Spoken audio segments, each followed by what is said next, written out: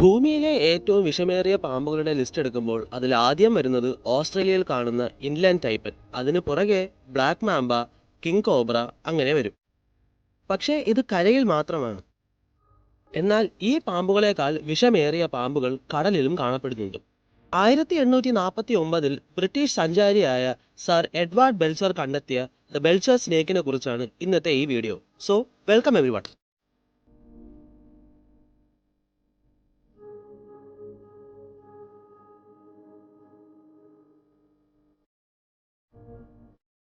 Indian മഹാസമുദ്രത്തിന്റെ പവിഴപ്പുറ്റുകളിലും Thailand ഉൾക്കടലുകളിലും ഫിലിപ്പീൻ തീരങ്ങളിലും ഇന്തോനേഷ്യയിലുമാണ് ഇവയെ ധാരാളമായി കണ്ടുവരുന്നത്. അതുപോലെ തന്നെ സോളമൻ ദ്വീപുകളിലും തിമോർ കടലിന്റെ പവിഴപ്പുറ്റുകളിലും ഓസ്ട്രേലിയൻ തീരങ്ങളിലുമാണ് ഇവയെ പിന്നെ കണ്ടുവരുന്നത്.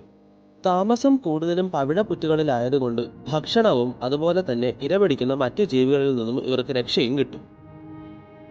ഫാക്ടറികളിൽ നിന്നും മറ്റ് വ്യവസായങ്ങളിൽ നിന്നും പുറന്തള്ളപ്പെടുന്ന കെമിക്കൽ വേസ്റ്റുകൾ പവിഴപ്പുറ്റുകളെ നശിപ്പിക്കുന്നത് കൊണ്ട് ഈ പാമ്പുകൾ തീരപ്രദേശത്തിന് അടുത്തോട്ട് പോയി മനുഷ്യരുമായുള്ള സമ്പർക്കത്തിനുള്ള സാധ്യത വർദ്ധിക്കുന്നു.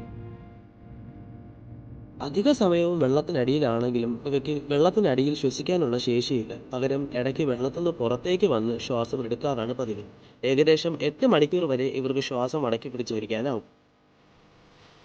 പൂർണ്ണ വളർച്ചയിലെത്തിയ ഒരു ബെൽച്ചർ സീ സ്നേക്കിന് ഏകദേശം 1 മീറ്ററോളം നീളവും 4 മുതൽ 5 വർഷം വരെ ആയുസ്സും വെള്ളത്തിൽ മണിക്കൂറിൽ 20 കിലോമീറ്റർ എന്ന വേഗതയും കൈവരിക്കാനാവും.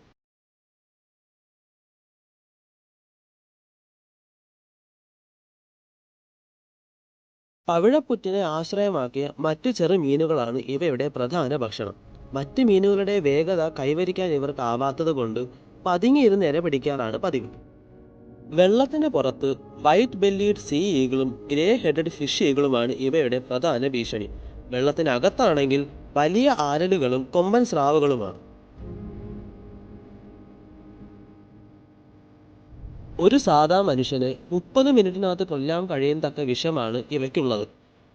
ഈ പാമ്പുകളെ കുറിച്ച് പഠനങ്ങൾ നടത്തിയ ഗവേഷകർ പണ്ട് പറഞ്ഞത് കരയിലെ ഏറ്റവും വിഷമേറിയ പാമ്പായ ഇൻലാൻഡ് ടൈപ്പനേക്കാൾ 100 മടങ്ങോളം വരും ഇതിന്റെ വിഷം എന്നാണ്. ഈ പാമ്പിന്റെ വിഷത്തിൽ ന്യൂറോടോക്സിൻസും മയോടോക്സിൻസും അടങ്ങിയിരിക്കുന്നത് കൊണ്ട് വെറും ഒരു തുള്ളി മതി ഏകദേശം 1800 മനുഷ്യരെ വരെ കൊല്ലാൻ സാധിക്കുമെന്നാണ് പഠനങ്ങൾ തെളിയിച്ചത്.